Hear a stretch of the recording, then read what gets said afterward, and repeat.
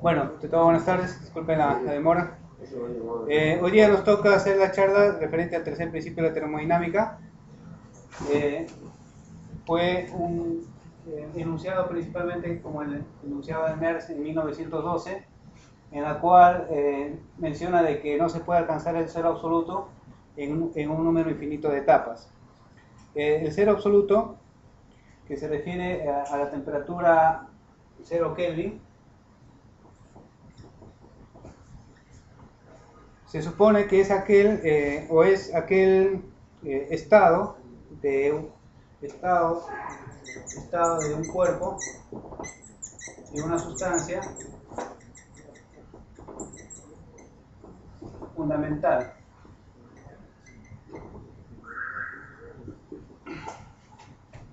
En que cualquier proceso de un sistema cesa. Es decir, por ejemplo, habíamos visto en la charla anterior de que con la temperatura los átomos y las moléculas tienen un movimiento térmico, y a medida que se va disminuyendo la temperatura hasta que se llega a los 0 grados Kelvin, en esta temperatura todo movimiento de las sustancias que lo componen, pueden ser átomos, moléculas, cesa, se queda en un absoluto reposo.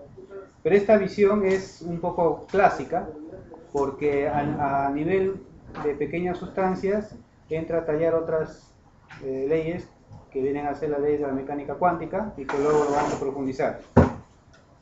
Entonces, no se puede alcanzar este cero absoluto en un número infinito, de etapas. Es decir, por más que se logre enfriar un cuerpo, siempre va a haber un movimiento de la sustancia, de los componentes de la sustancia, los cuales van a conllevar siempre a una degradación de la sustancia. Habíamos visto en la charla anterior de que el concepto de entropía indicaba que simplemente toda la materia que existe, sea orgánica o sea mineral, o sea una sustancia inerte, sus características iban modificándose en el tiempo, por el mismo hecho de lo que es entropía. Entonces, acá lo que se indica es que no hay un estado de quietud de la materia, es decir, que toda la materia en el tiempo se va a ir degradando. Entonces, técnicamente quiere decir que a 0 grados Kelvin, la entropía alcanza un valor mínimo y constante.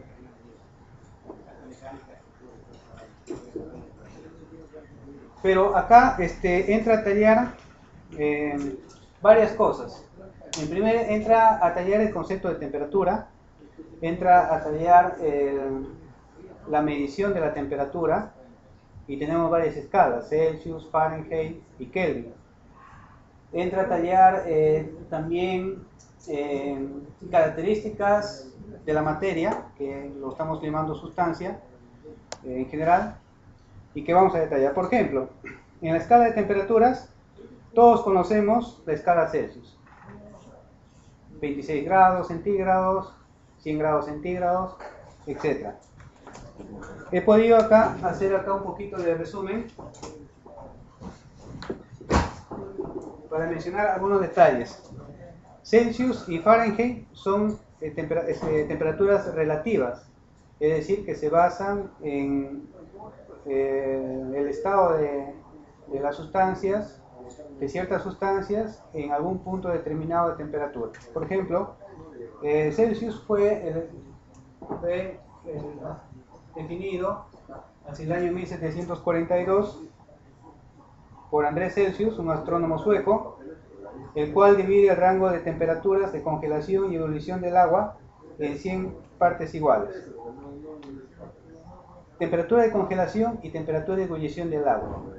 Ambas cosas dependen mucho de los factores medioambientales a los cuales se va a congelar o se va a hervir la temperatura, se va a hervir el agua. Por ejemplo, la temperatura de ebullición del agua a nivel del mar es diferente a 4.000 metros de altura, a 5.000 metros de altura, a 8.000 metros de altura. También no solamente puede ser por la altura, puede ser también por factores externos alrededor de la sustancia que se va a tomar a prueba.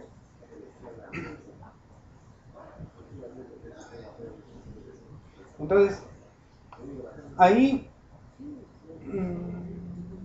al inicio Celsius consideró que el hielo y el agua, la temperatura de congelación se definió como aquel estado en que existe una mezcla de hielo y agua líquida en equilibrio con aire saturado a una atmósfera. El punto fue hielo y agua en aire saturado a una atmósfera. Este aire saturado, ¿qué indica? Que tuvo un lugar adecuado en que se depositó agua en un recipiente, se enfrió mediante un sistema de refrigeración, se tuvo hielo, una mezcla de hielo y agua, y por cuestión de difusión a temperaturas bajas también sucede que se vaporiza un poquito de agua, y la cosa que se dejó exponer este sistema un gran periodo de tiempo, de tal manera que el intercambio de sustancia líquida a sustancia gaseosa y de sustancia gaseosa en sustancia líquida llegó a un equilibrio. Entonces, por lo tanto, pasado esto un cierto periodo de tiempo, esta temperatura que marcaba un termómetro se llamó 0 grados centígrados. Esa es la definición correcta de 0 grados centígrados. En cambio, en la mezcla de que es la ebullición, es la mezcla de agua y vapor de agua en equilibrio a una atmósfera, es diferente. Igualmente, un lugar cerrado, con un recipiente, agua, un sistema de calefacción, de tal manera que comienza a hervir, burbujas, se desprende vapor, eso llena toda la cúpula, el intercambio hacia afuera de calor es cero, ¿no? Y una vez que se establece el equilibrio, es decir que al inicio, como sucede en el carro, en el auto, la temperatura es fría del exterior y la pantalla, el vidrio se apaña, ¿no? El agua en vapor se condensa y forma un apañamiento. Al inicio eso podrá suceder, pero pasa un largo periodo de tiempo en el cual el agua caliente que pasa a la atmósfera ya no se condensa, ya no regresa. Eso se logra en un estado de equilibrio. Entonces ese estado se considera 100 grados centígrados.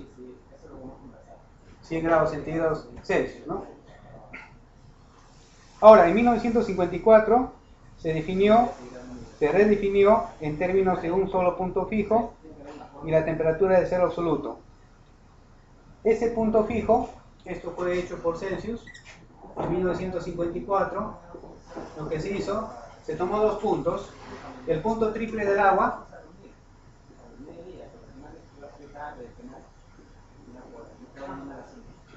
el punto triple del agua en el que líquido, gas y sólido se mantienen, conviven las tres fases, y que eso es aproximadamente a 0,01 grados centígrados y el cero absoluto.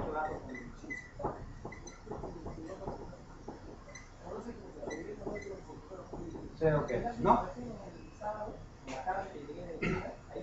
Entonces esa es la definición, y se definió 1 grado centígrado como la fracción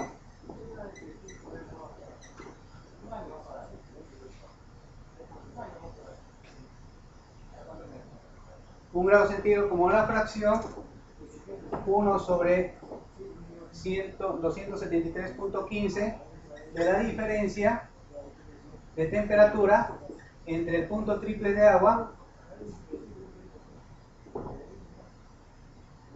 y el cero absoluto, ¿no?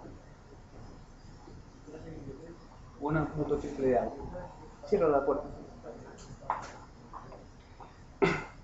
Bien, entonces esto es lo que dice Celsius. Esa es su definición. Entonces, cuando uno le dice 0 grados centígrados, hay que tomar en conocimiento cuál fue el estándar que hizo Celsius para definir ese 0 grados centígrados. Y cuando, por ejemplo, en los equipos biomédicos hay rangos de trabajo, hay temperaturas de trabajo, entonces hay, por ejemplo, temperaturas de menos 20 a 40, o de 5 a 80, hay rangos de humedad relativa. Uno puede inducir, dependiendo del equipo, más o menos cómo puede ser el diseño en función a sus características de trabajo. Ahora, muy diferente lo hizo Fahrenheit en su momento, en el cual para los americanos es una unidad que se usa bastante, los grados Fahrenheit. En Estados Unidos, cuando uno va a decir grados Celsius, es como decir a nosotros acá vamos comprando una cosa en yenes. O sea, es inconcebible decir en Estados Unidos grados Celsius. Todo el mundo está acostumbrado a grados Fahrenheit o a libras, como acá estamos acostumbrados a kilos. Allá no conocen la unidad. Te vas a una tienda y dices 2 kilos de azúcar, no encuentras en ningún lugar. Entonces a Fahrenheit le debemos varias cosas.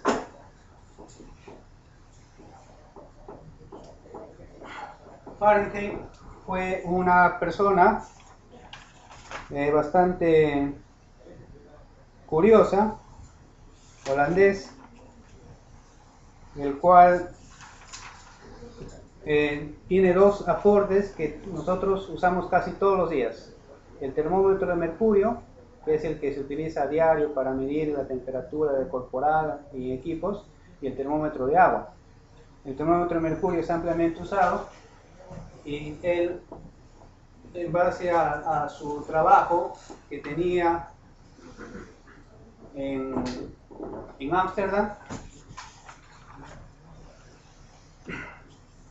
el cual en esa época, estamos hablando de 1708, Ámsterdam era una ciudad en el cual era uno de los principales centros de fabricación de instrumental científico.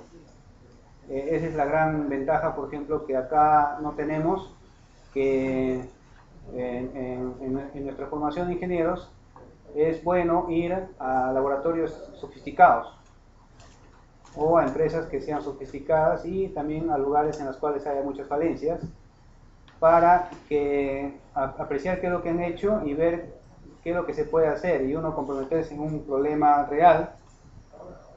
Entonces este señor, que era físico, en esa época trabajaba como soplador de vidrio y sus aportes fueron el termómetro de agua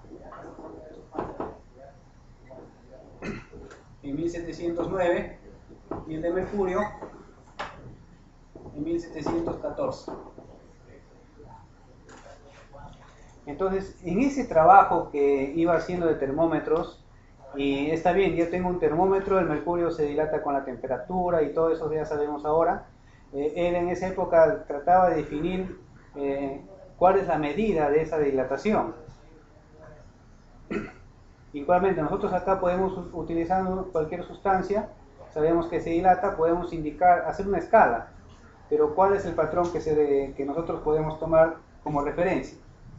Entonces, hacia el año 1714, él publica en una revista llamada Arte Editor sus investigaciones proponiendo una nueva escala de medición de temperaturas. En la escala, él toma dos referencias, es igual a la de Celsius, una escala de temperaturas referencial. Toma una mezcla de agua y sal de cloruro de amonio en partes iguales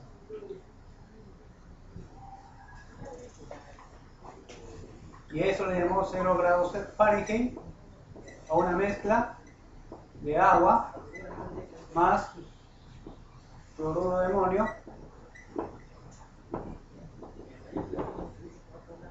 en partes iguales, y la otra lo definió como la temperatura corporal de su cuerpo. Pero él no lo puso 100 grados Fahrenheit, él lo puso 96. Con 96 grados Fahrenheit, la temperatura corporal de su cuerpo de él.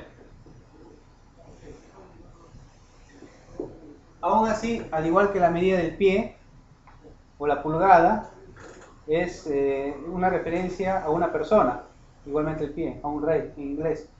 Entonces él puso 96 grados Fahrenheit a la temperatura corporal de su cuerpo, debido a que su criterio era de que se formaba, él quería formar docenas, varias docenas, dentro de su escala. De 0 a 96 son 12, son 8 docenas.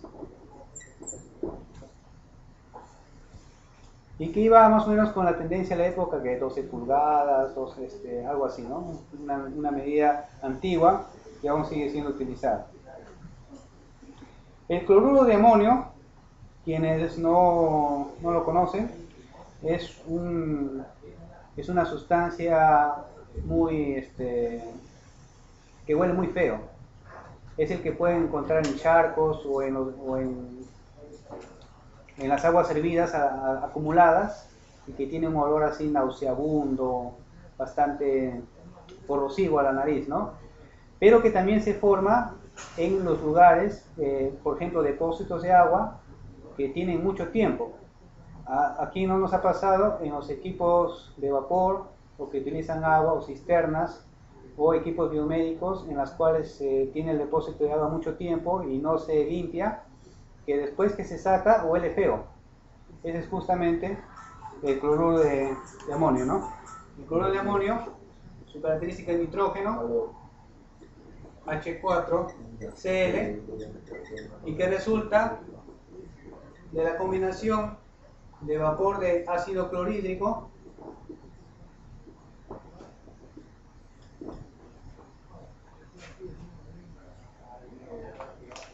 más un radical de amoníaco. El ácido clorhídrico está cada vez más presente en el medio ambiente debido a esto de la contaminación, y está en cloro. Cuando hay humedad, el agua reacciona con el cloro y se forma el ácido clorhídrico en la atmósfera. En lugares como Lima se puede observar en la rápida degeneración de sustancias metálicas expuestas, como pueden ser chimeneas. En la sierra, cuando llueve, quema las plantas, y en lugares con mayor contaminación como Europa y en Estados Unidos, es visible la corrosión por lluvia ácida, ¿no? Acá todavía no estamos en esa situación, pero sí es visible de que hay ácido clorhídrico en la atmósfera. Entonces, esto fue el referente para Fahrenheit utilizar dentro de su escala de temperaturas, y con el cual, para quienes manejamos de repente incubadoras o parámetros de funcionamiento de la persona, hay que hacer cuestiones equivalentes. La congelación del agua sin sales, la congelación de agua sin sales ocurre a los menos 32 grados Fahrenheit, 32 grados Fahrenheit, 0 grados Fahrenheit es equivalente a menos 17.78 grados centígrados, y 212 grados Fahrenheit es equivalente a 100 grados centígrados. Una de las cosas asociadas con la temperatura en cuerpos como nosotros es la dilatación. La dilatación, que viene a estar relacionada la longitud final, la longitud inicial 1, más la constante de dilatación del cuerpo por la diferencia de temperaturas.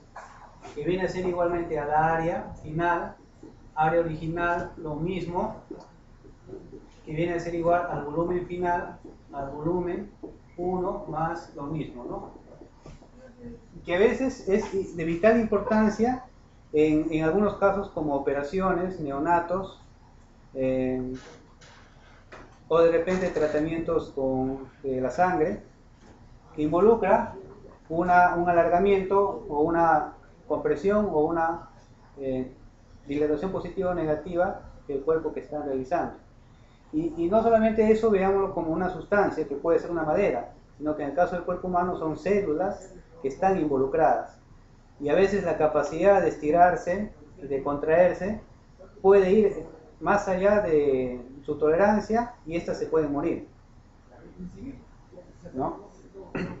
Más adelante seguramente en lo que acá ustedes que van a estar exponiendo sus temas, de repente darán ya datos más exactos relacionados al cuerpo, ¿no? De estas cosas, y se puede decir, por ejemplo, cuál es la tolerancia de la piel a los cambios bruscos de la temperatura, qué cambios, cuántos grados, en qué tiempo la piel puede tolerar.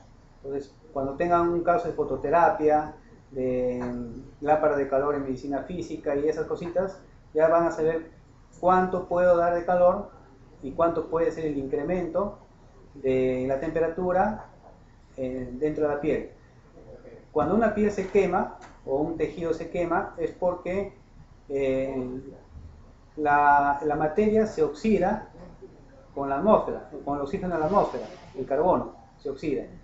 Entonces quiere decir que la temperatura local, yo tengo un cuerpo acá, si lo divido en estas secciones, esto puede tener una temperatura 1, temperatura I más 2, temperatura I más 3, diferentes puntos de temperatura. Cada uno puede tener una temperatura local, pero el termómetro, el bulbo, es una superficie grande que a la vez todo esto lo trata de uniformizar y tenemos una temperatura que es la que nosotros observamos, una uniformización de todas las temperaturas que interiormente pueden ser de diferente valor.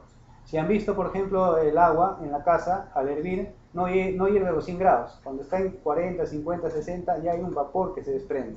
Entonces, en esos puntos en los cuales se desprende, la temperatura sí llegó a ser 100 grados y tener la suficiente energía para romper el enlace y vaporizarse.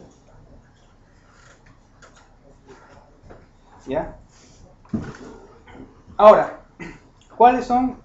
Han hablado de temperaturas, pero hay que definir bien cuáles son esas condiciones estándares que se utiliza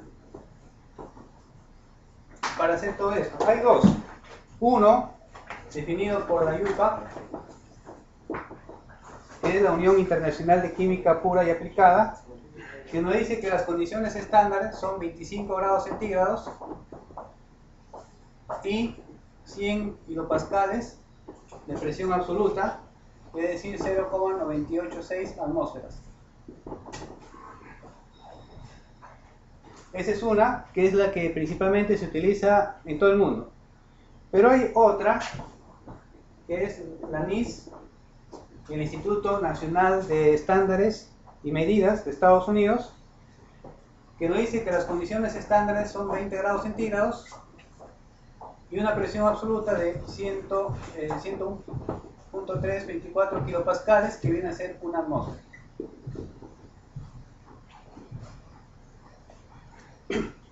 Cuando se prueba las características de un equipo, es decir, por ejemplo, de sensores, hay que definir bien, y nos mencionan, ¿no? Este equipo está calibrado, cuando se vienen a hacer los procesos de calibración. Se tienen que tomar en cuenta bien cuáles son las temperaturas se tiene que tener en cuenta cuáles son las temperaturas y presión de calibración del equipo patrón y de calibración del equipo que va a ser testeado. Entonces, si las temperaturas son diferentes, es decir, por ejemplo, puede ser una época fría, tiene que haber rangos de corrección, y si es que la temperatura es elevada, también igualmente. Algo parecido sucede, por ejemplo, cuando se diseñan circuitos eléctricos en el que se consideran cuestiones estándar, 25 grados o 20 grados y 101. Los fabricantes dicen, yo tengo este conductor testeado a 20 grados y una atmósfera y sus características son tales.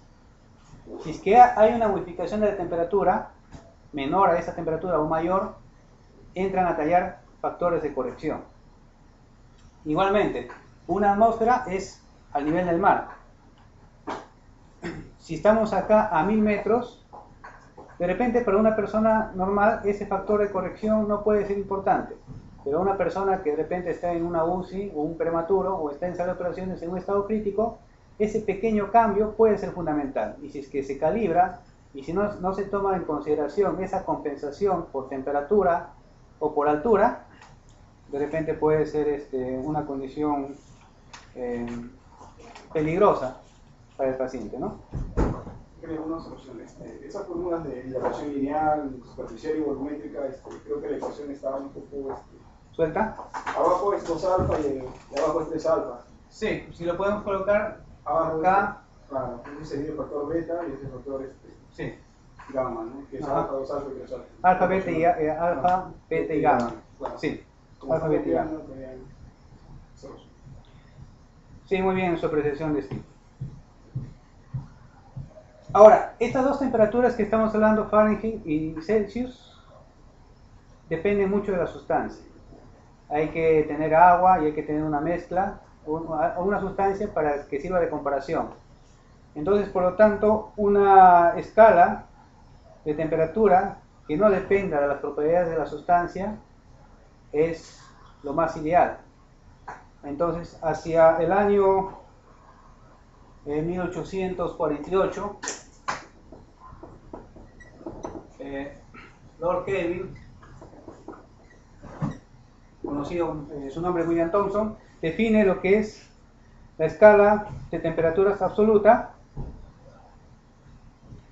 que ahora nosotros lo conocemos como los grados Kelvin.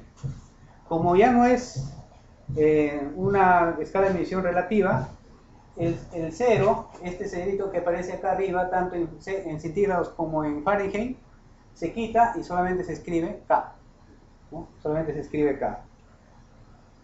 Ahora, nota curiosa, ¿cuántos años tenía William Thomson cuando propuso esto? Él tenía 24 años en ese época. Cuando propone la escala absoluta, tenía 24 años. Cosa que también se utiliza en iluminación para definir la temperatura de color. La temperatura de color que viene a ser un cuerpo negro absolutamente perfecto que comienza a calentarse. En la práctica lo que se hace, se coloca una resistencia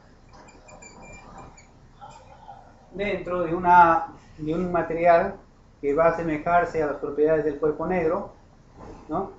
Se comienza a calentar y depende del color que toma, se le asocia a una temperatura en grados Kelvin. Por ejemplo, la salida y puesta del sol, más o menos 1600 Kelvin. Una lámpara de tungsteno incandescente,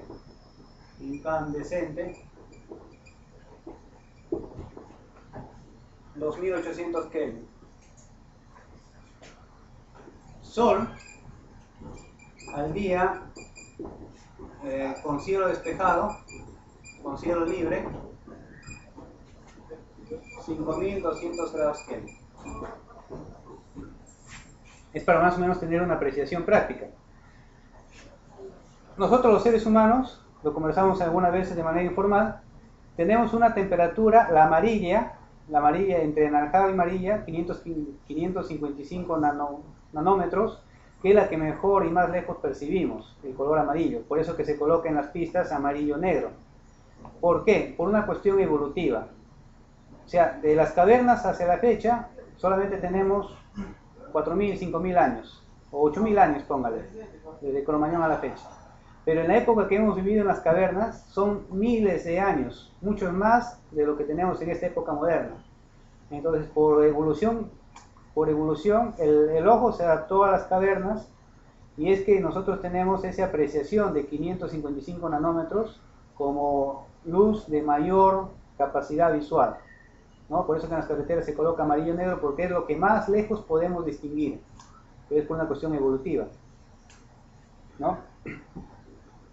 Ahora, cuando esto que a veces nos suelen pedir en las lámparas cialíticas o cuestiones semejantes como los equipos que sirven para medir, ver el oído o los de intestino, hay una gran consideración. La referencia es que una cosa es la temperatura de color y otra cosa es el índice de reproducción cromática, ¿no? Una cosa es el índice de temperatura de color y el otro es el índice de reproducción cromática, el cual lo ideal debería ser 100. Es decir, con 100, nota adicional a lo que estamos hablando, todos los colores son distinguibles. Pero ojo, una lámpara incandescente te da 100, una lámpara LED no te da 100. Una lámpara LED te da 95 o 96 de índice de reproducción cromática. En cambio, una lámpara incandescente sí te da 100 de índice de reproducción cromática. Entonces, por lo tanto, lo que significa es que si un médico nos quiere decir, yo quiero que todos los colores se vean, entonces habrá que colocarle una cialítica con lámparas incandescentes, ¿no? Porque a veces dicen que los LED son mejores, pero hay esa pequeña incongruencia, ¿no?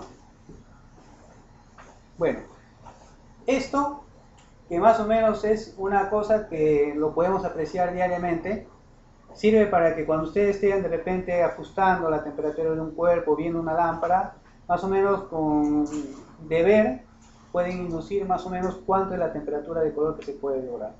¿Que se puede lograr más temperatura? Claro. Mientras más azul sea la luz, más temperatura de color tiene. O sea, 5000, 6000 Kelvin, 8000 Kelvin, hasta 11000 Kelvin. Porque un cuerpo negro, mientras más se calienta, de rojizo pasa a luz blanca y de luz blanca comienza a hacerse azulina y va a crecer, y luego pasa al campo de los ultravioletas. Entonces no significa que mientras más grados Kelvin tenga, sea mejor. Significa que va a ser más azulina y más energética.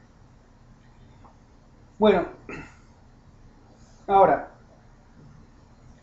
estamos hablando de la temperatura y obviamente que al mencionar que no existe una sustancia, no va a llegar al cero absoluto, significa que esta va a tener una energía presente. Voy a colocar acá las ecuaciones, por ejemplo, para gases ideales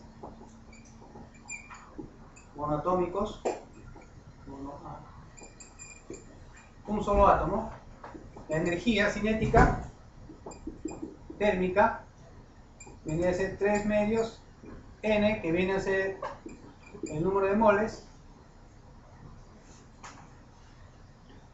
R, que viene a ser una constante, y T, que viene a ser la temperatura absoluta en Kelvin, ¿no?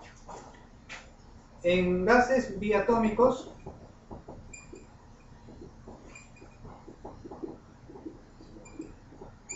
cinco medios nRT. Este R vale 0,831 4472 Joule por sustancia por mol por grado Kelvin. De acá se deduce la constante de Boltzmann, que es la constante universal de los gases, entre el número de Avogadro, y esto se llama la constante de Boltzmann.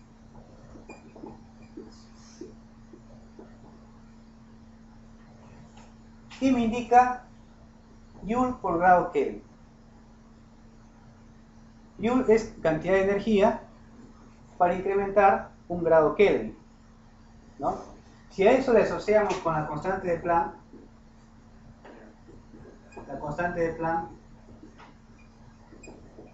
que es, si no me equivoco, 6,25 por 10 a la menos 23 aproximadamente Joule, ¿no? La constante de Planck me indica que la energía está cuantizada, es decir, que pasa en paquetitos. O sea, si uno abre el grifo y pasa en gotitas, imagínense que a escala microscópica todo lo que es transmisión de energía pasa igualmente en paquetes, ¿no? Pasa en paquetes. Entonces, acá nos dice que para elevar un grado Kelvin, yo necesito, acá me faltan, no, está bien, necesito esta cantidad de joules para incrementar un Kelvin a un gas ideal.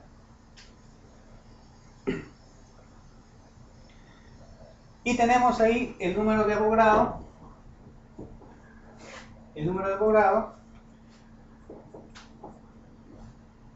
que viene a ser la cantidad de partículas elementales, y el 23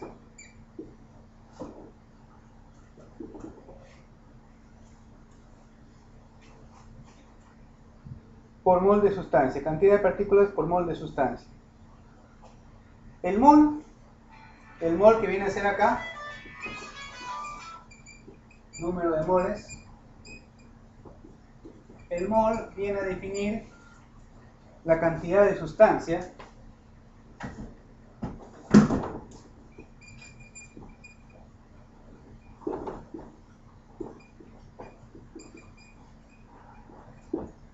el mol viene a ser una definición que viene a definir la cantidad de sustancia que contiene tantas entidades elementales. Si es que es un gas, serán los átomos. Si es que es una sustancia compleja de moléculas, serán las moléculas. Si es que es una sustancia con proteínas, serán las proteínas como unidades elementales, ¿no? Como átomos hay en 12 gramos de carbono 12. Entonces alguien se tomó el trabajo de hacer esto, de saber cuántos átomos hay en 12 gramos de carbono 12. Hay una gran historia de por qué se tomó 12 gramos de carbono 12, contar cuántas sustancias, para cuántos átomos tenía, para que eso sirva como una referencia de la cantidad de sustancia que puede tener cualquier otro componente. Esto es una propiedad extensiva, ¿no? Mientras más tengo, mientras más masa tengo mayor sustancia. Entonces, por lo tanto, un mol viene a ser, en el caso del carbono, 12 gramos contienen 6.023 por 10 a la 23 átomos.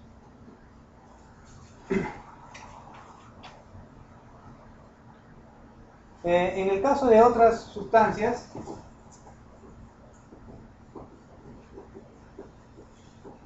había conseguido algunos datos. Por ejemplo, un mol de hidrógeno es aproximadamente 2 gramos. Un mol de nitrógeno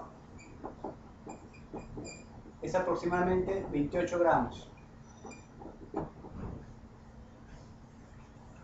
Un mol de gas ideal,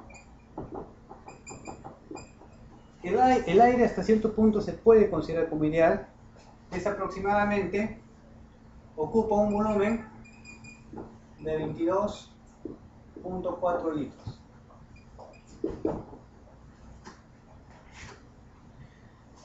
Acá estas cuestiones de moles, temperaturas y los parámetros estándar es de gran importancia, por ejemplo, a quienes están trabajando en laboratorio, los que ven los equipos de laboratorio, sea para las estufas, los refrigeradores, las ópticas, los que están en patología, por ejemplo.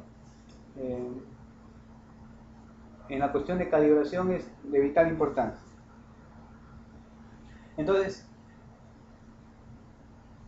cuando hay calibraciones, por ejemplo, a nivel de laboratorio, un volumen de 22.4 litros es a veces el parámetro principal de calibración dentro de un equipo, como puede ser un ventilador de anestesia. Usualmente no sé cómo se trabaja acá en el Perú, pero en otros lugares se ha visto de que el equipo patrón viene con bastantes especificaciones técnicas o bastante cuidado para el momento, para colocar en el set point adecuado para que haga el testeo. Conversión entre temperaturas, eso lo conocemos casi todos. Y extendiendo entonces la tercera ley que estamos hablando, entonces estamos mencionando de que no se puede lograr el cero absoluto y por lo tanto sea que yo tenga una cantidad de sustancia determinada, varios moles, que involucran una tremenda cantidad de partículas elementales, entre ellos la energía cinética que vimos, que depende de la temperatura, progresivamente va disminuyendo, pero no cesa. Y si lo asociamos con la charla anterior, significa que el cambio de entropía se va a incrementar a medida que transcurre el tiempo. Ahora, está bien, estamos en la cuestión de temperatura y viene a tallarse, y estamos en la parte biomédica. ¿Qué nos interesa acá? La temperatura corporal. La temperatura corporal, que es lo que constantemente se le chequea a los pacientes. Y hay que tener varios considerandos ahí, porque a veces como temperatura corporal normal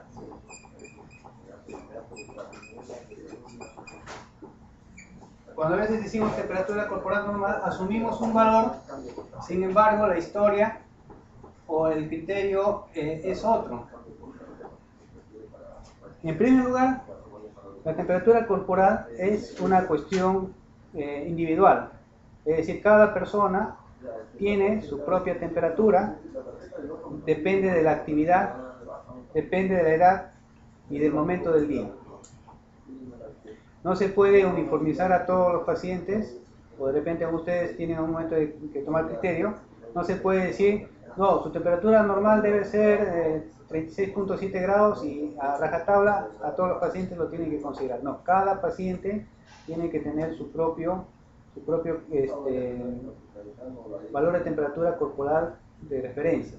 El promedio de mucha cantidad de personas, es pues 98.6 grados Fahrenheit, 37 grados centígrados.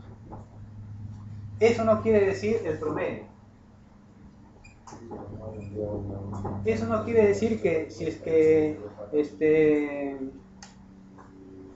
Emily tiene 37.5 normales para ella, ya está enferma, y si yo tengo 36.5 también tengo un problema. No, es un promedio tomada de manera oral en un adulto saludable y que por lo general el rango de temperaturas es de 36.5 y 37.5 grados centígrados.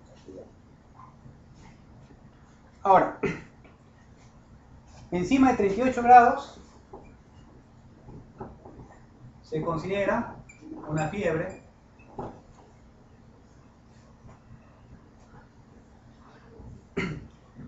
y esta temperatura, ¿quién lo mantiene? ¿Cómo se mantiene constante en este valor? Si todos nos percatamos de nuestro cuerpo, tenemos extremidades superiores, extremidades inferiores y tenemos órganos internos y una cabeza con un cerebro, que es los principales generadores de calor debido a la actividad metabólica. Entonces, es la actividad metabólica de nuestro cuerpo la que genera el calor suficiente, el cual mediante el sistema sanguíneo se distribuye por todo el cuerpo. Por lo tanto, la temperatura depende de la zona donde se toma el dato. Si es que puede ser en la boca o puede ser anal en los niños, varían en referencia a este valor. En los niños que se coloca anal es encima de este valor medio grado o 0,5 grados, por encima de esto es normal. Igualmente si se toma en la piel. Ahora, si se toma en la piel, depende de las condiciones externas, cómo está la toma de datos, porque puede ser un prematuro que está expuesto a una incubadora, o puede ser una persona que está expuesta a un lugar donde la temperatura exterior es más alta. Pero bueno, se toma como referencia siempre la temperatura tomada en la boca. ¿Cuáles son las reacciones? ¿Cuáles son las reacciones frente al cambio de temperatura? Por ejemplo, 37 grados es la temperatura normal en la cavidad bucal. Con 38 grados, lo que vamos a observar en el paciente es un ligero sudor con sensación desagradable y un mareo leve. Un ligero sudor con sensación desagradable y mareo leve. En 39 grados observan bastante sudor acompañado de rubor con taquicardia, es decir, le duele el pecho, ¿no? Y disnea, le falta aire. Entonces, a veces, está bien, ustedes no somos médicos, pero esto hay que conocerlo. Entonces, un niño que tiene 38 grados, le vamos a ver con un pequeño sudor, ¿no? Y una sensación de incomodidad. Llora, por lo general un niño, un bebito llora, ¿no? Una persona adulta siente calor y se siente medio con mareo leve, pero 39 grados, suda bastante, le duele el pecho, ¿no? Y medio como que le falta aire, eso se llama apnea. Con 40 grados, lo que sucede es mareos, vértigos, que es la pérdida de equilibrio, ¿no?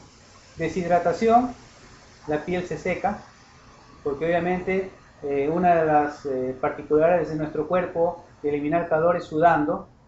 Mientras suda, bota agua a la superficie de la piel y esta por convección es renovada con el aire, entonces por ahí se elimina calor. También hay debilidad con 40 grados, eso debido a que suda, esa agua pasa del tejido que está al interior, generalmente los músculos, pasa a la piel lo emite al exterior, entonces el músculo se queda sin el agua suficiente y eso te hace perder tono muscular y debilidad. Náuseas, vómitos, cefaleas y sudor profundo son otras de las cosas que sucede a 40 grados. Vómitos, cefalea, dolor de cabeza y sudor profundo. ¿Por qué se produce la cefalea? En la cabeza tenemos sensores, pequeñas neuronas o células, las cuales al ser excitadas envían una señal eléctrica al cerebro para que nos den esa sensación de dolor. Pero estas se activan cuando se corta uno la mano o cuando se pierde bastante líquido o cuando hay un sonido fuerte también. Con 41 grados existe una emergencia médica y también puede existir confusión, alucinaciones, delirios y somnolencia. Si ustedes no vieron a una persona con 41 grados, sería bueno que pasen por los servicios y tengan bastante cuidado, porque en mi caso sí he visto personas con 41 grados, se pierden, se confunden, no saben a dónde se orientan, están alucinando, piensan que están con su mamá, con su papá, o piensan que están corriendo, o se ríen, ¿no? Y también tienen una pequeña sensación de somnolencia. Hay personas que han aguantado 42 grados, sí, se muestran pálidas y con rubor, pero también es peligroso porque pueden llegar al coma, o hipertensión o hipotensión y un gran dolor en el pecho. Hola, ¿cómo estás? Con 43 grados sucede por lo general la muerte o puede dejar con graves secuencias en el cerebro. Pero acá, lejos del valor alto de la temperatura, uno puede ver que el funcionamiento del cerebro con pequeños rangos de temperatura está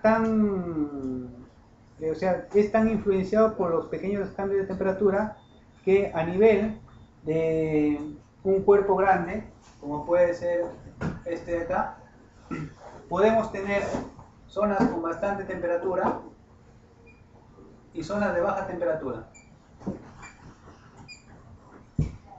Que en promedio es una temperatura adecuada, pero puede en el interior, por diferentes formas, digamos, sea por una emisión de rayos X, puede ser por una cuestión de lámpara térmica, ¿no? Puede ser por una cuestión de fototerapia en los niños, que en una zona de su cuerpo puede tener alta temperatura y en otras puede estar normal. En conjunto, en total, el cuerpo está a una temperatura adecuada. Pero conociendo cómo reacciona el cuerpo con estos valores, uno se va dando cuenta cuál es el daño que está induciendo en esa parte del tejido que está expuesta a una temperatura elevada. Nadie ha vivido más de 47 grados. No existe temperatura, pero sí hay personas que han llegado a aguantar hasta 44 a 46 grados centígrados. Sí existe. Esto se ve en los saunas, tengo entendido. En Finlandia hacen concursos de saunas y a temperaturas extremas y salen rojos. Bueno, temperaturas bajas. Con temperaturas bajas, 35 grados hay temblor intenso. Esto sí lo vamos a ver acá, 35 grados hay temblor intenso, entumecimiento, coloración azulada, uno se vuelve azul. ¿Por qué se coloca? Porque esto en verano, bueno, una fiebre, un niño, ahí está el personal, pero a veces en invierno la humedad relativa influye bastante en la temperatura del cuerpo. Acá al menos en Lima, la humedad nos hace una jugada bastante curiosa durante el invierno. Pero en 35 grados hay temblor intenso y el cuerpo se vuelve azulino o gris, lo que se refiere a la piel, ¿no? Como les digo, no significa que todo el cuerpo esté expuesto a una temperatura baja, o sea, de repente es un proceso de criogenia, ¿no? Digamos, en la que se quiere disminuir la temperatura de un cuerpo, de una parte del cuerpo. En general, todo el cuerpo puede estar a una temperatura correcta, pero una parte de ella está muy baja. Lo que acá les estoy colocando son los indicadores del efecto que causan para que ustedes puedan apreciar el daño que va causando el cambio de la temperatura. Con 35 grados, con 34 grados, hay un temblor grave, o sea, tiembla mucho. Ya no muevo los dedos. No movimiento de dedos. Cianosis, que es la muerte del tejido, y confusión.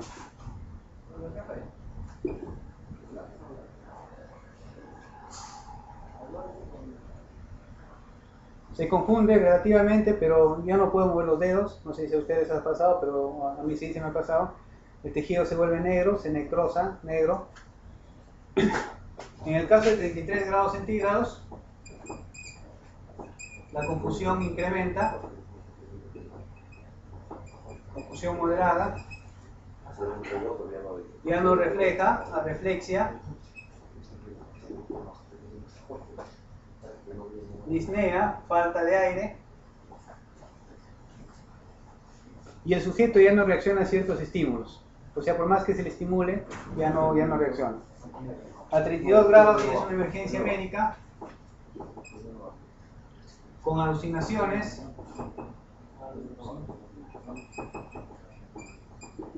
delirio,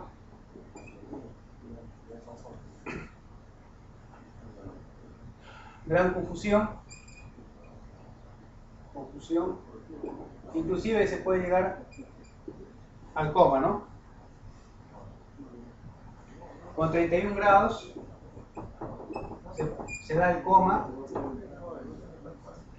es decir, es muy raro que esté consciente.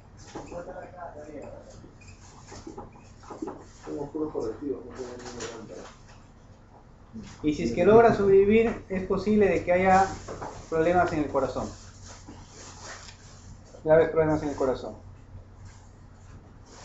Sin embargo, hay personas que han sobrevivido más tiempo, con 28 grados, el cual ya han sobrevivido pero con graves problemas del corazón.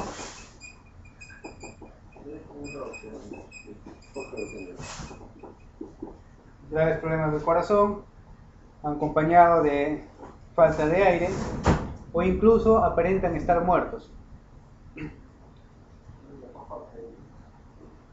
Menor a 26 grados, por lo general la muerte sucede por alteraciones en el sistema cardiorrespiratorio, pero ha habido gente que se ha salvado pero menor a 23, no existe datos reportados. Entonces, ciertamente la parte de la tercera ley, que se puede decir que la temperatura del cero absoluto no se puede lograr, involucra, dependiendo de la escala, sea grados centígrados, grados Fahrenheit o grados Kelvin, valores hacia arriba y valores hacia abajo, que relacionados con la parte biomédica, esos pequeños cambios, acá que estamos viendo en Celsius, involucran un grave efecto en el comportamiento de la materia orgánica, que en este caso vienen a ser los seres humanos, y que no está contemplado acá, pero si lo relacionamos con otras cuestiones como cuestiones de dilatación, migración, difusión, el problema se hace bastante complejo. Entonces,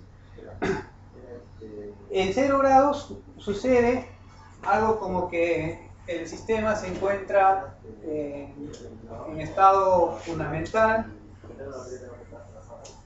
o cualquier movimiento cesa, pero la definición técnica es que si yo tengo 0 grados Kelvin, supongamos que esto viene a ser una línea de referencia en el que el sistema se encuentra en el estado fundamental. Es el estado básico. Es como decir, estamos a nivel de piso, y pisos hacia arriba depende de la temperatura. Si la temperatura es mayor, el átomo podría decirse que asciende energéticamente en un estado. En sí, en la materia, no es que todo sea un continuo. La constante de Planck que vimos, que significa la cantidad de energía que se transfiere en pequeños paquetes, en la materia también los estados están cuantizados. Son niveles. No puede haber niveles intermedios. O estás en el piso 0 o estás en el piso 1. No existe un piso mitad o 1.5. Entonces, los estados de la materia están cuantizados. Entonces, lo que viene a definir la entropía, los cambios de entropía, es el grado de degradación del estado fundamental.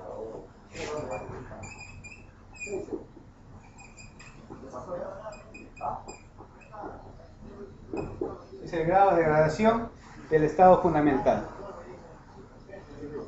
Entonces, ese estado fundamental es definido, para quienes quieren profundizar, por algo que se llama física estadística, mediante una fórmula, la constante de Boltzmann, el logaritmo de omega, donde este viene a ser el número de microestados, cierra la puerta, el número de microestados coexistentes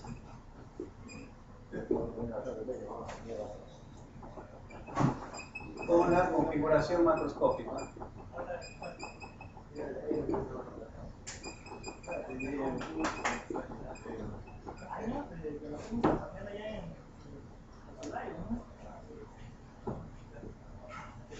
SO viene a ser la entropía en el estado fundamental, que por lo general se pone 0, debido a que como esto es una diferencia, se hará igual ponerle 0, 1, 10, 20, 100. Siempre se estudia la diferencia. Se coloca 0 como referente.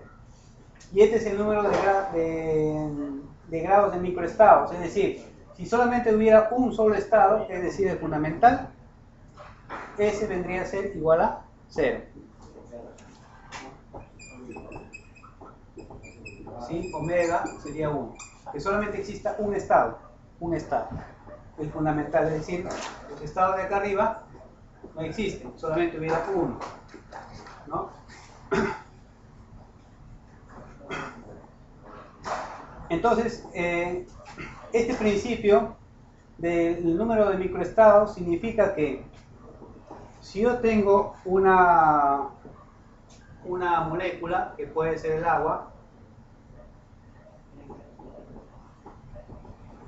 esta va a tener, dependiendo de su condición, un solo estado, que puede ser un 0 Kelvin, o puede tener una multiplicidad de estados, dependiendo de la cantidad de la temperatura y diferentes factores.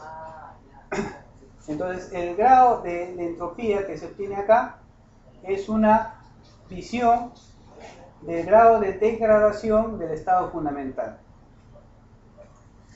Es decir, por ejemplo, para el átomo de hidrógeno, en el estado fundamental es 1, es 0 acá, pero cuando se tiene valores energéticos es 0, 1,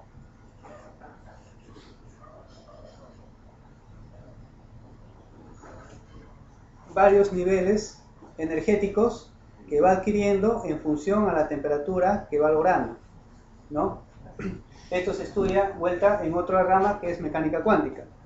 Pero a lo que quiero decir es que de manera ya formal, la entropía en cualquier estado se anula si la condición es la siguiente.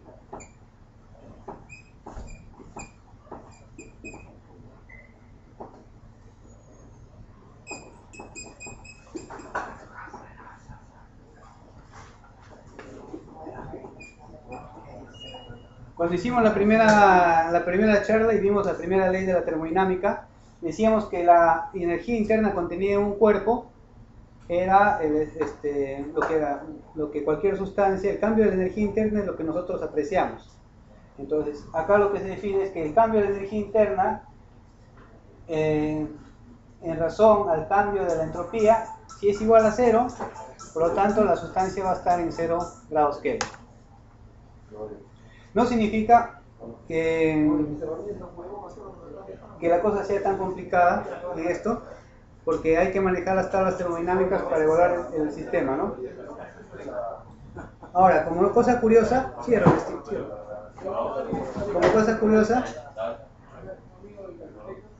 como cosa curiosa, les puedo decir que esto, el año 1910, para acabar, el señor Nernst, que es el que postuló esta tercera ley, viajó a Zúrich a conversar con Einstein, a mencionarle de que en esa época se estaba desarrollando la teoría del calor, justamente todas estas cositas de incremento de temperatura, si es que el calor es materia o es radiación, no se conocía en esa época, trataban de estudiarlo. En ese año 1910, Nernst viaja a Einstein y de esa conversación el señor Nernst queda muy emocionado y comunica a un señor que se llamaba Ernest Solvay, que era un magnate de la industria química, un señor que tenía mucha plata, para que patrocine un evento en el cual se reúne toda la gente para hablar sobre la teoría del calor, que en esa época se llamaba así, ¿no? Ahora ya no, esa teoría ya no tiene sustento. Pero en esa época era como decir, ahorita hablemos de agujeros negros o de supercuerdas, ¿no? Entonces este señor Ernest Solvay patrocina ese encuentro el año 1911, al año siguiente que Einstein con Nernst se reunieron, y es el famoso, la primera conferencia de Solvay, que, 10 minutos, 10, es la famosa conferencia de Solvay, en la que están todos los grandes científicos, Marie Curie, Rutherford, Einstein, Bohr, todos ellos están ahí. Nace justamente de este peculiar tema.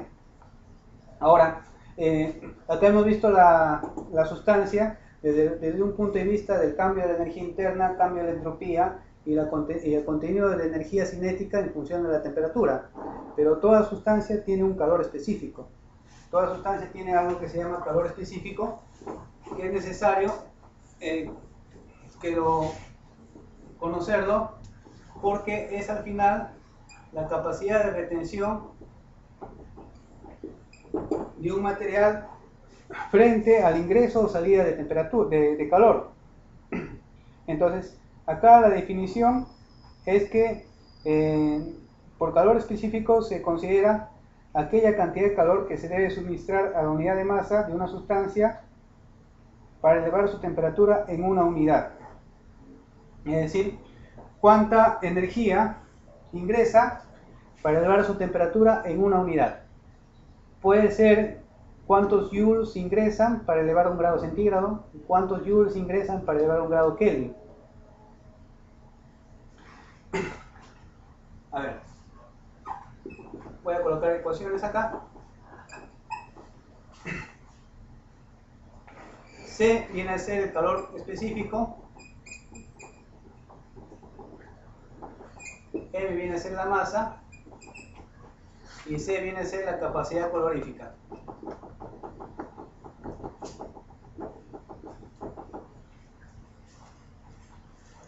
La capacidad calorífica viene a ser el calor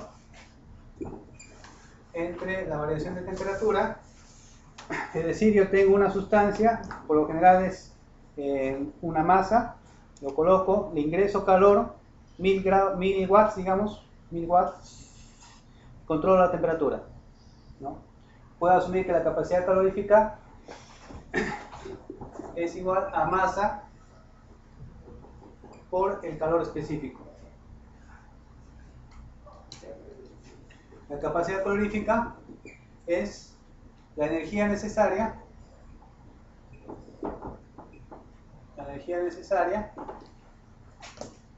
para aumentar temperatura de una sustancia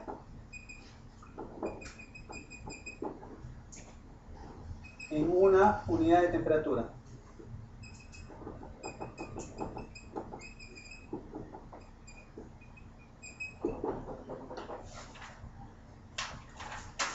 Y por lo tanto, el calor específico, habíamos mencionado que es la cantidad de energía, calor a suministrar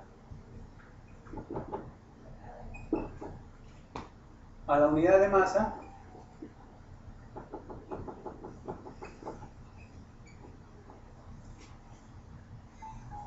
para elevar su temperatura en una unidad.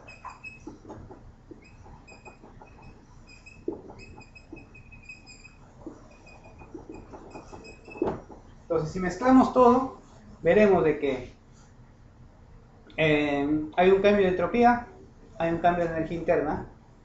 Al aumentar la temperatura, aumento la energía cinética que va en proporción a la temperatura.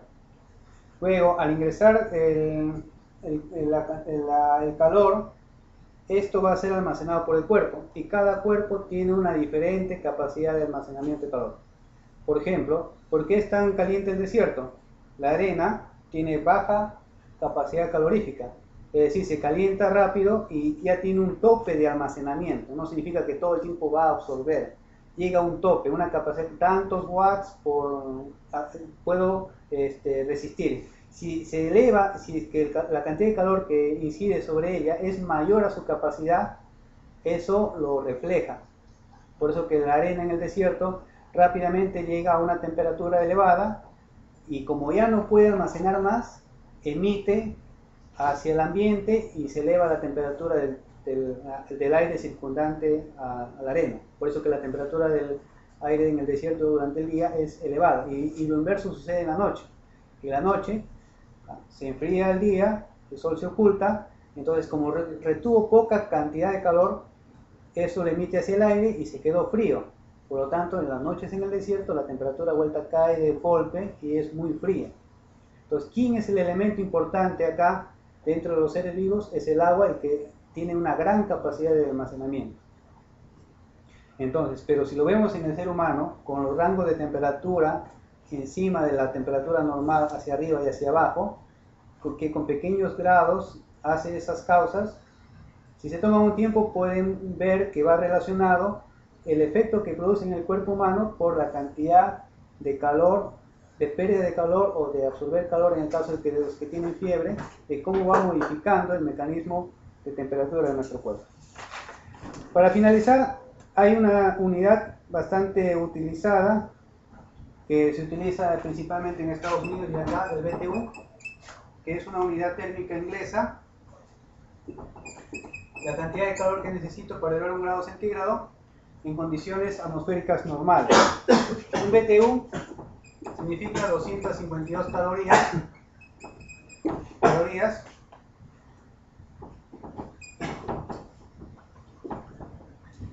O también significa 1055.056 joules.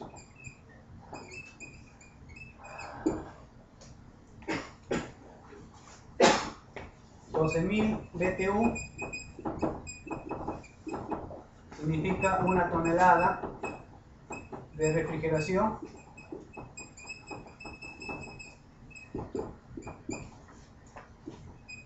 Que de repente lo van a encontrar como 3.000 frigorías por hora. Y una candela, y una caloría viene a ser 4.1868 joules, que se vino a definir una caloría porque en esa época todavía se trabajaba Celsius. Entonces, ¿cuánta energía necesito para elevar 1 grado centígrado al agua? Es una caloría.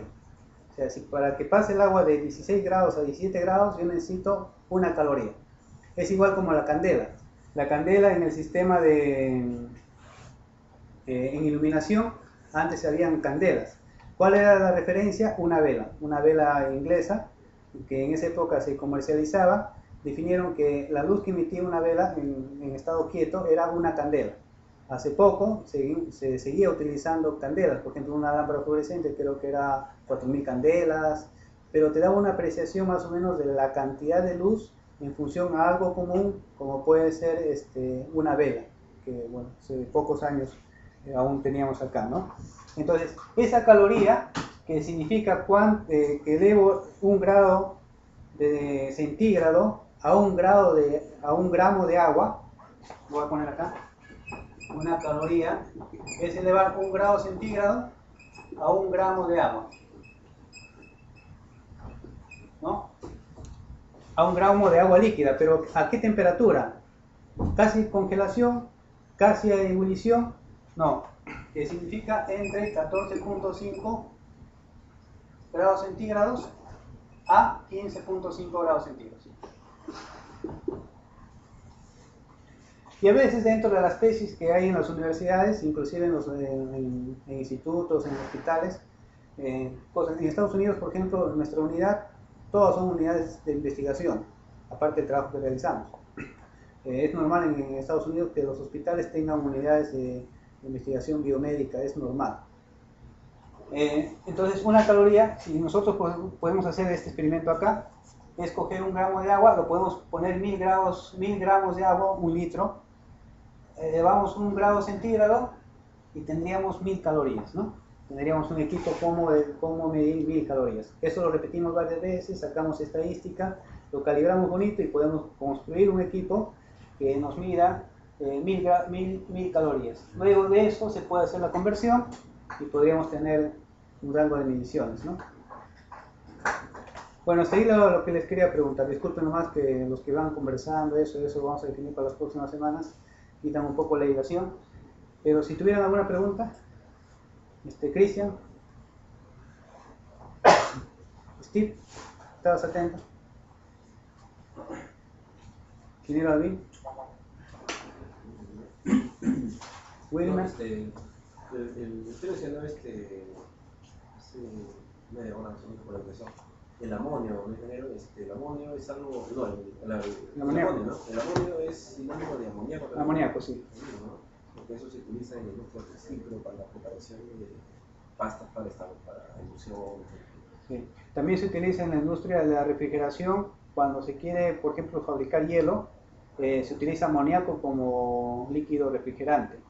Y dependiendo del tiempo, bueno, a medida que en el caso del agua forma una estructura tridimensional, ¿no? Forma una estructura dimensional. El agua es una estructura tridimensional en constante movimiento. A medida que si el cambio es brusco, no da tiempo a que las cadenas de agua se reordenen, el aire se expulse y por lo tanto tenemos un hielo blanco. Si es que el proceso se hace lento, en un periodo prolongado de tiempo, hay una curva de enfriamiento, se da tiempo a que se escape el aire y las cadenas se ordenen. Y si es que las cadenas se ordenan y queda como un cubo perfecto, el hielo sale cristalino y translúcido. Entonces esa es la... y para eso, por ejemplo, en las fábricas de hielo utilizan amoníaco como líquido operante, más salmuera, de repente en una parte del proceso, porque a veces hacen pozas, utilizan salmuera para que el agua se mantenga líquido, se coloca los cubos de agua a enfriar dentro de la poza, y obviamente la poza está a menos 20 grados, menos 25 grados, pero el amoníaco va refrigerando y va reduciendo la temperatura. Creo que un proceso de temperatura de hielo así de buena calidad es 3, 4 horas, algo así, si no me equivoco. Pero a eso hace años lo vivo, ¿no? Cosa que acá también es importante. Por ejemplo, en el caso que ahí se recogen muestras para cáncer, no se puede bajar de golpe, porque eso implicaría inclusive ruptura de las células, si es que el cambio es muy brusco, y por lo tanto una vez que llega al microscopio lo que aprecia el médico es otra cosa muy diferente a lo que el tejido tiene, ¿no? Entonces si es que uno observa eso, o a uno le pueden decir está tomando malas lecturas o las muestras no vienen de acorde, uno puede aportar mencionando de repente que los tiempos son muy cortos, o que se escojan, dependiendo del tejido, algún otro tipo de trabajo sobre dicho tejido, ¿no? Cuando hablaba de la temperatura de color, la temperatura de color va a determinar que tengamos un mejor índice de crominancia, ¿no? Índice de reproducción cromática. Claro, reproducción cromática. No, son dos cosas aparte. La temperatura de color es un cuerpo negro,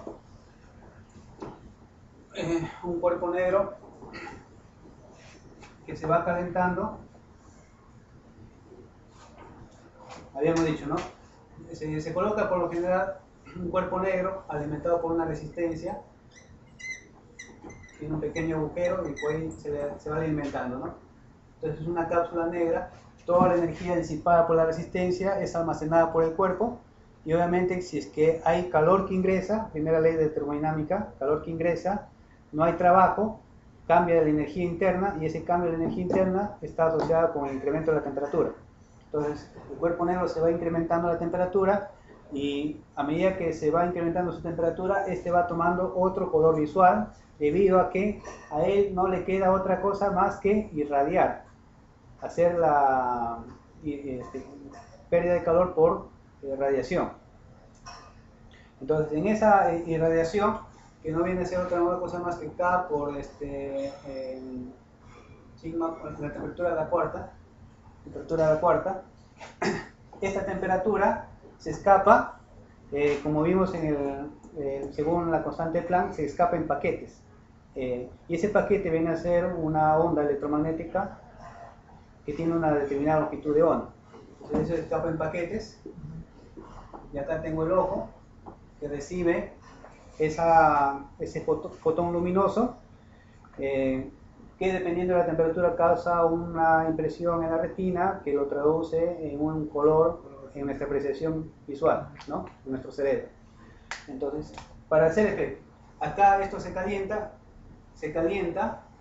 se emite radiación hacia la sustancia se agita, los orbitales de los electrones se ven alterados, pasan de estados de baja energía a estados de alta energía, y si la agitación es muy alta, escapa el electrón hacia estados más elevados, y ese escape o ese retorno implica la emisión o la recepción de un fotón, pero por lo general va a ser una emisión de un fotón para establecer el equilibrio. Es como decir, yo me engordo, y para bajar hago un desinfle, ¿no? Entonces ese desinfle, esa energía se escapa como fotón, y eso es lo que nosotros vemos acá y que recibe una impresión. Entonces, una cosa es la temperatura de color, que viene a ser relacionado con esto, y otra es el índice de reproducción de color, que viene a ser la característica de percepción del ojo. Entonces, en la característica de percepción del ojo se maneja dos curvas. Así que acá está la longitud de onda y acá está la irradiancia. Si no me equivoco, el color se maneja dos patrones, uno que va por acá y otro que va por acá. unos años menos que el otro, definido por una organización internacional de iluminación que comparó el campo visual de personas normales durante un periodo de tiempo. Y luego se hizo dos estudios, definió un patrón y otro patrón, pero en ambos casos, esta curva trata de reproducir todos los colores que son perceptibles por el ojo humano de una persona promedio. Pero lo que tú ves, con lo que yo veo, en algunas cosas hay diferentes matices. Le da un margen a la temperatura del color. Hay un matiz diferente. Entonces, ahora, la medición de todo esto ya no se hace, no lo hace una persona, lo hace una celda especial en la que si tengo una sustancia, una placa, un material, a hay una lámpara especiales que reproducen la luz solar con todas las longitudes de onda de la luz solar, que no viene a ser esta, sino la luz solar tiene un patrón diferente, así más o menos, ¿no?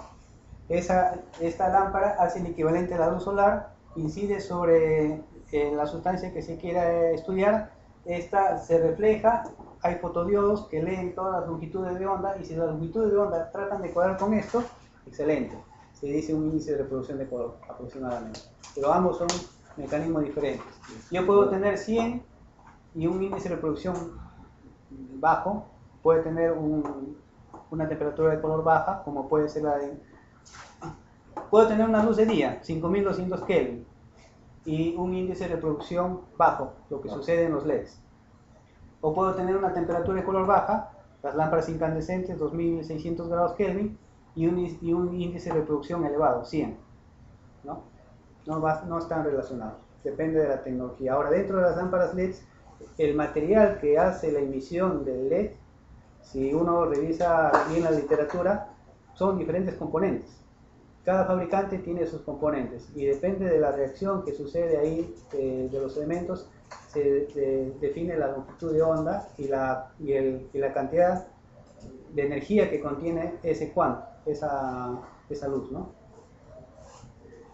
Entonces, tu pregunta no van juntos, son dos cosas muy distintas. Usted dice que con la lámpara incandescente se puede conseguir una temperatura de color de 2600 Kelvin. Yeah. Con una lámpara LED también se puede conseguir esto. Claro, también. Entonces la diferencia está en que van a trabajar con distintas longitudes de onda. Sí. Y no, la cantidad, el color depende de la longitud de onda. De la longitud de onda. Bueno, trata de decir, pues, ¿cómo se llama? El LED trabaja con una longitud de onda del espectro específica. Digamos que su rango es más corto.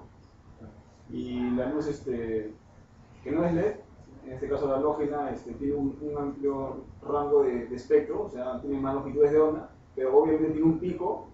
Ese pico determina, digamos, que nosotros veamos más ese color de luz. Eso es lo que le entiendo. Y creo que a eso va su pregunta. O sea, si se ve en el gráfico, a ver si lo gráfico, ¿no? ¿Ya? En el gráfico. Luego rápido, ¿no? Lo que él trata de decir, creo que es Tú sabes que un LED más o menos me bota un gráfico así. Sí. ¿De acuerdo? Y lo que él trata de decir es que tiene un gráfico más o menos así, ¿no? Pero predominan, o sea, los dos botan el mismo, pero tiene más rango de colores, ¿no? A eso se refiere, ¿no? Y el otro LED tiene un rango menos de color, pero predomina la luz que emite. Por eso los dos ven los mismos colores sin diferenciar así, de manera especial los otros colores. Ya. A eso es lo que me refiero. Más o menos eso. Más o menos, si es que esa fue tu pregunta. Yo lo entendí de que si es que van juntos, es decir, una mayor temperatura de color significa un mayor índice de reproducción cromática. Con ambas tecnologías se puede tener la misma temperatura de color. Ahora usted dice que con la incandescente el índice de reproducción cromática no es lo mismo que una de LED. O sea, ¿por qué razón? Porque en el incandescente estamos hablando de filamento tungsteno wolframio, y en la tecnología LED, como dice Steve, depende, y lo digo yo, depende del material, va la longitud de onda asociada. Hay algunos materiales que no solamente tienen así un pico, tienen por lo general dos picos. Tienen que generar un pico acá y otro pico acá. ¿no? Entonces Tiene va a depender de la longitud de onda. Pero dentro del LED hay muchas tecnologías para generar la luz. Claro. Además hay LEDs que generan una sola luz y se mezclan 3 LEDs, Claro. 4 LEDs, 2 LEDs y hay un solo LED de luz blanca, ¿no? Que ya Claro. genera dentro de sí, ¿no? Y dentro de esa tecnología hay muchos materiales para generar esa longitud de onda. Claro, hay la configuración que tiene, ¿no? El correborde. En el caso, por ejemplo, de un proceso que hubo una observación de OCE, ¿por qué la tecnología de tal caso? Lo que había que sustentar era el espectro de emisión de esa lámpara LED y de la tecnología y el material con el que se ha construido esa LED. No tanto mencionar de que era una tecnología LED o algo así, de manera general, sino que había que ir al material que se hizo, buscar en la literatura ese material, cuál es su espectro de emisión y las pruebas de laboratorio de índice de reproducción color, de reproducción cromática y esas cositas, ¿no?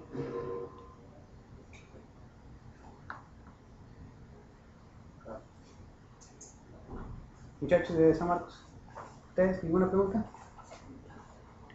Bueno, entonces la siguiente semana, ¿qué vendría a ser? Primera ley de Kirchhoff, creo. Ya. Entonces, si vemos para la siguiente semana, si es que es Kirchhoff, hemos visto de que la energía está cuantizada. Por lo tanto, ese amperio, esos 10 amperios que nosotros vemos de manera continua ahí en el multitester, no significa que sea como un flujo de agua que suele suceder, interpretarse de esa manera, sino que son estados cuantizados de energía que se va transmitiendo en paquetes. Entonces, cuando sucede casos particulares como un cortocircuito, o en el caso de seres humanos como puede ser electrobisturís y cosas parecidas, o las placas neutras, y sucede en casos de quemadura y esas cositas, hay que enfocar de que la corriente no es un fluido constante, sino que pasa en paquetes. Y esos paquetes van asociados a los estados energéticos de la materia, excitando o desexcitando los estados energéticos, que involucra cambios de la energía interna, por lo tanto cambios de temperatura, y si es que hay cambio de temperatura, hay por lo tanto una degradación del estado fundamental, es decir, que una sustancia va de cierta manera degradándose, acelerándose su degradación si es que es un elemento externo, o por su propia naturaleza se va degradando, pero si es que yo coloco un elemento externo, acelero la degradación. ¿Qué elemento acelera la degradación? Es el ingreso de calor. Como vimos la ecuación básica de la entropía, ¿no? La ecuación básica de la entropía es igual, integral será el calor entre temperatura, ¿no? Entonces, esa es la característica, esencia en la naturaleza del envejecimiento de un material. Entonces, un organismo, por ser vivo, tiene su propio metabolismo y sus propios mecanismos de regeneración, porque la finalidad de un cuerpo, de mí, no es que yo me muera. Yo no quiero morir. El cuerpo trata de hacer todo lo posible por evolución para mantener el ciclo de vida funcionando, vital, sea de manera consciente o en el caso de pacientes que están así medio graves, son mecanismos que se activan inconscientemente que tratan de asegurar la vida, ¿no? De asegurar la vida. Y si es que una persona está en una situación de ayuda y uno le puede ayudar con máquinas para mantener la vida, en este caso la labor del ingeniero biomédico es apoyar al médico, él con su punto de vista clínico, nosotros mezclando todos estos temas unas sobre otras, de diferentes ramas, para hacer un trabajo en equipo y que el paciente siga vivo, ¿no? Entonces ya pues la siguiente semana nos estamos viendo.